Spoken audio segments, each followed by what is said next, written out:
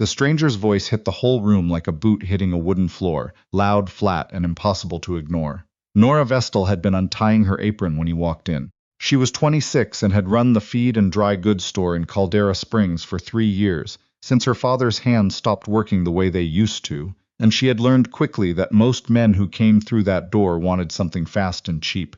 This man wanted something else entirely. He was tall enough that he had to angle his shoulder through the doorframe. His coat was the color of dried mud, his jaw unshaven, his eyes the particular shade of gray that made you think of late November, not stormy, just finished. He set his hands on the counter and looked at her the way a man looks at a fence post. He's deciding whether to pull out or work around. I need someone to come up to the Mercer claim with me, he said. Permanent. Nora looked at him for a long moment. The 2 men buying rope near the back wall went quiet.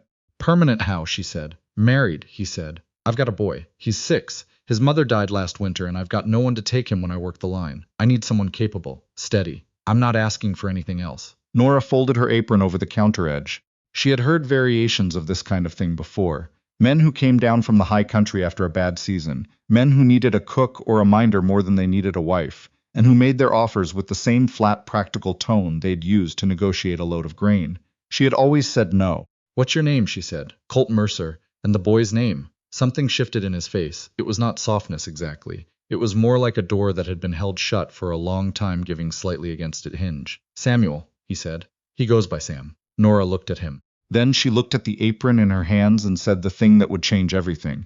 Can I meet him first? Colt Mercer had not expected that question. Every woman he had spoken to over the past 4 months, 2 in Caldera Springs, 1 in the settlement up near Ridgeback Pass, and a widow in the valley town of Moorfield who had looked at him like he was an inconvenience, had responded to his proposition with variations of the same reaction. Shock, then refusal, then the kind of polite dismissal that was worse than a hard no, because it required him to stand there while they softened it. Not a single one had asked about Sam. He rode back up the mountain with Nora Vestal's words sitting somewhere in his chest that he did not have a name for.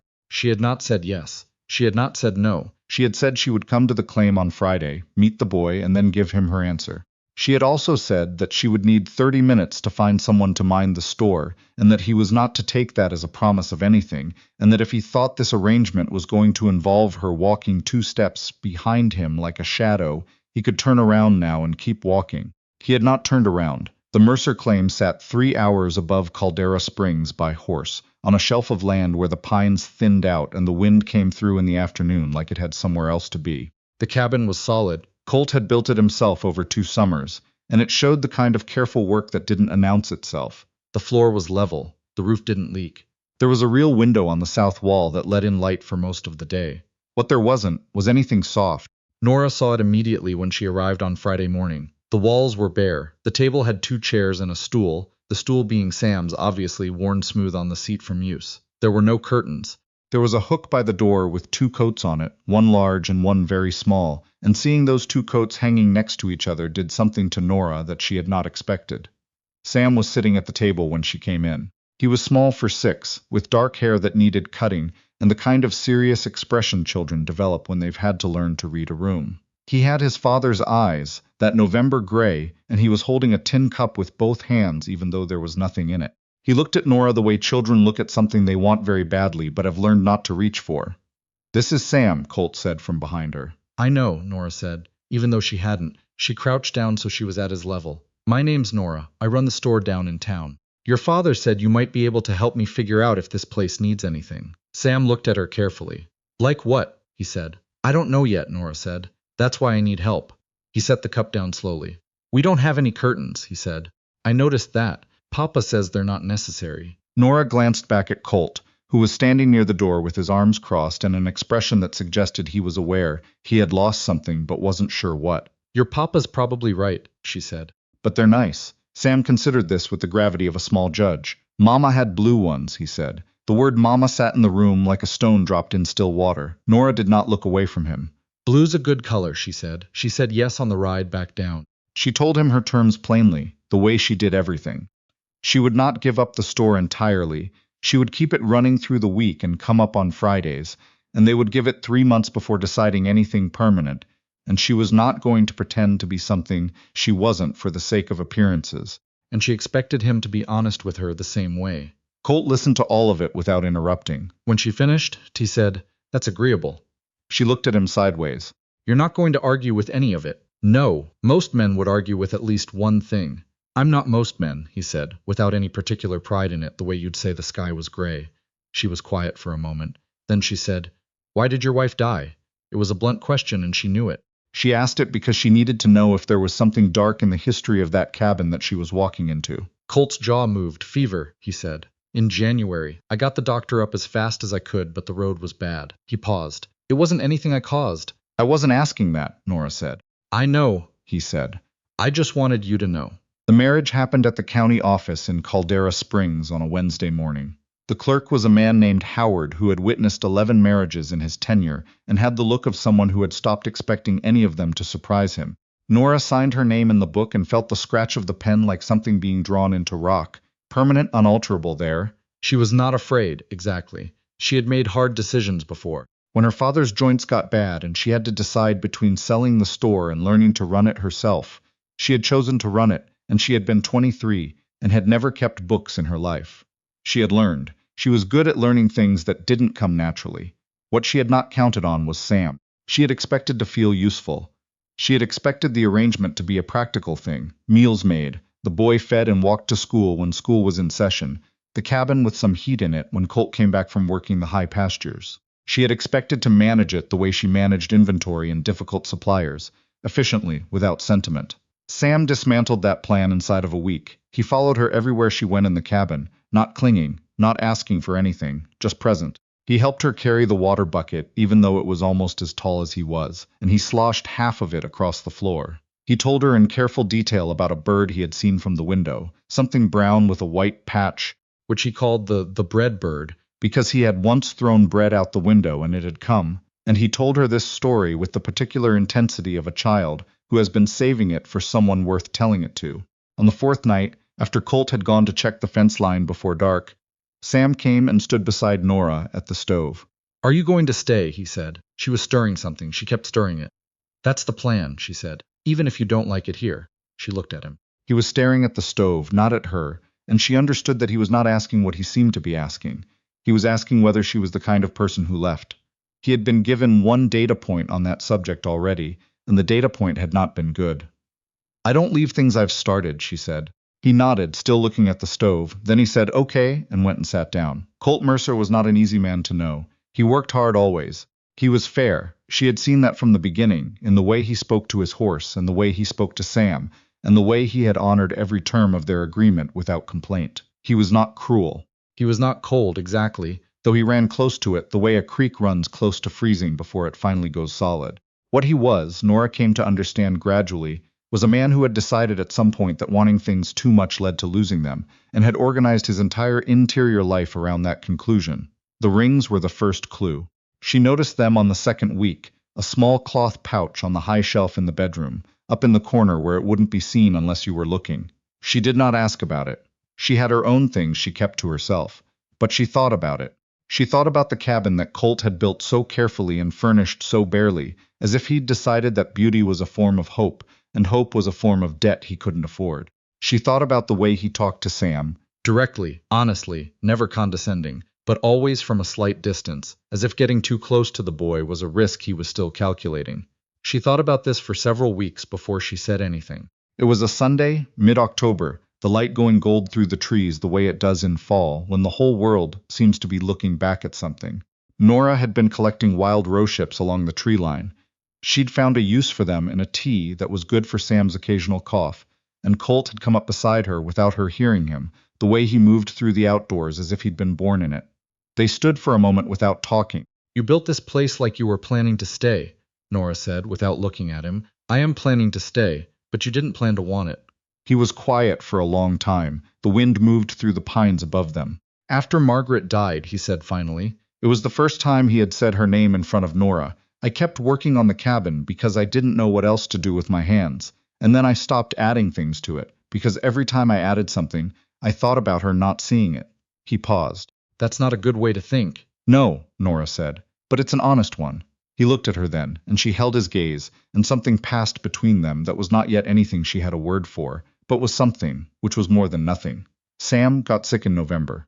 It started as a cold, which Nora managed without particular alarm. She had dealt with her father's illnesses long enough to know the difference between something that needed a doctor and something that needed rest and broth and patience. But on the third day his fever spiked and he stopped eating, and Nora felt the particular cold clarity that comes when you realize a situation has changed category. She told Colt at dinner. He put his fork down slowly. His face did the thing it did when he was scared. It went very still, the way still water can look like glass until you get close and realize it's frozen solid. How high? He said. High enough. I want to bring Dr. Renwick up tomorrow if it hasn't broken. Colt nodded. He didn't argue. He didn't tell her she was overreacting. He pushed back his chair and went to Sam's room, and Nora heard him talking to the boy in a voice she had not heard him use before, low and steady and unguarded, the voice a man uses when he's stopped performing for himself. She stood in the kitchen and listened, and she was not ashamed of it. She heard Colt say, "You're going to be fine, Sam. I'm not going anywhere." And she heard Sam say in a small, scratchy voice, "Is Nora going to sleep here tonight?" A pause. "Yeah," Colt said. "She's here." Another pause. "Okay," Sam said. The fever broke on the fourth day. Renwick came and went and said it was nothing that rest wouldn't fix. And Sam ate half a bowl of soup that afternoon and promptly fell back asleep with his face sideways on the pillow. And the tension that had been living in the cabin's walls for 4 days came out slowly like smoke from a low fire. That evening Colt came and sat at the table where Nora was mending one of Sam's shirts, and he didn't say anything for a while, and she didn't push him. Eventually he said, "I don't know how to do this right." She looked up. "Any of it," he said. "Being whatever this is." "Being close to someone without being afraid of what I'll lose." He looked at his hands. "I'm not good at the in-between. Nobody is," Nora said. "I'm not," she said. "I just don't show it the same way." She set the shirt down. "Colt, I'm not going to die if I can help it. And Sam's not going to die from a fever. And the three of us being whatever this is, that's not something that can be taken away the same way." He looked at her for a long time. "How do you know?" he said. "I don't," she said. "But I've done harder things than this on less." December came and with it the snow, and the cabin changed. Nora had ordered curtains from the dry goods catalog in October, blue, the same blue Sam had described, and they had arrived in early November, and she had hung them herself while Sam stood below and told her they were crooked, which they weren't, but she adjusted them anyway because he was invested. The cabin, with the curtains up and the snow outside, looked like somewhere people lived instead of somewhere a person waited. Sam had stopped asking whether Nora was going to stay. It had happened without announcement. One day the question was present in the way he looked at her when she put on her coat, and then, somewhere in the middle of all that fever and broth and mending and rosehip tea, it had simply gone. She noticed its absence the way you notice When a sound you'd stopped registering stops entirely. a new kind of quiet. Colt noticed it too, she thought. He noticed it the way a man who has spent years checking a fence line for breaks notices when the fence is finally just a fence. He started staying at the table after Sam went to bed, not every night, but often. He would sit with his coffee, and she would sit with whatever she was reading or writing. She kept a ledger of the store's accounts, still, and sometimes she wrote letters To the suppliers. and they would not talk much, but the not talking was different now. It had content. It was the kind of silence that only exists between people who have decided, without saying so, that being in the same room is worth something. One evening in mid-December he said, out of nowhere, "The rings are from my parents." She looked up. "The pouch on the shelf," he said. "I thought you might have been wondering." "I was," she admitted. "My father gave them to my mother when she died, so she'd have them to sell if she needed to. She gave them to me when I left home." He paused. "I don't know why I kept them up there. I think I was saving them for a reason I wasn't ready to name." Nora held his gaze across the table. "You don't have to name it now," she said. "I know," he said, "but I think I'm getting there." Christmas that year was not large. Nora had made a small cake from ingredients she'd brought up from the store, and Colt had carved something for Sam. A horse, a good one, with real attention in the detail of the mane, and Sam had unwrapped it with an expression of pure ungoverned joy that neither adult had been prepared for. He held it against his chest and said, "It looks like Ranger," which was Colt's horse, and then looked at his father with a face that had no performance in it whatsoever, only love, the undefended kind that children are still capable of before the world teaches them to protect it. Colt put a hand on the back of Sam's head and didn't say anything for a moment. Nora looked away at the window. Later, after Sam was in bed, Colt came and stood in the kitchen doorway and watched her washing the dishes, and she could feel him working up to something. "I know the terms were 3 months," he said. She kept washing the dish in her hands. "And I know it's only been." "Colt," she said. "Yeah, I'm not going anywhere." The water ran. The curtains were blue in the lamplight. Outside, the snow sat on the pine branches in the heavy, patient way snow does when it's not going anywhere either. He came and stood beside her at the sink, and after a moment he picked up the cloth and started drying, and they stood there in the ordinary silence of people who have found, without planning to, that they are building something together, not because it's perfect, and not because it's easy, but because every morning they have chosen to. It was Sam who said it out loud first. He was 6.5 by then, and had the considered directness of a child who has watched adults step carefully around the truth, and decided he wasn't going to do that. It was a Sunday morning in January, cold and blue-skied, and the three of them were sitting at the table with breakfast in front of them. Sam looked at Nora, then he looked at Colt. Then he said, "Are you two a real family now?" The question sat in the room. Nora looked at Colt. Colt looked at Nora. She thought about the store she had not sold, the ledger she still kept, the curtains she had hung, and the tea she had learned to make, and the fence she had helped mend in November when the snow came early, and Colt needed another set of hands and had not asked her. She had just shown up with gloves on. She thought about Sam standing beside her at the stove with his too big bucket and his careful questions. She thought about the particular weight of choosing something, not because it came easily, but because you decided it was worth the wait. "Yes," she said, "I think we are." Sam nodded slowly, with the satisfied gravity of a judge who has waited a long time for the obvious verdict to be delivered. Colt looked at his coffee cup, but the corner of his mouth moved. Outside, the light came through the blue curtains the way light does when it has somewhere good to land.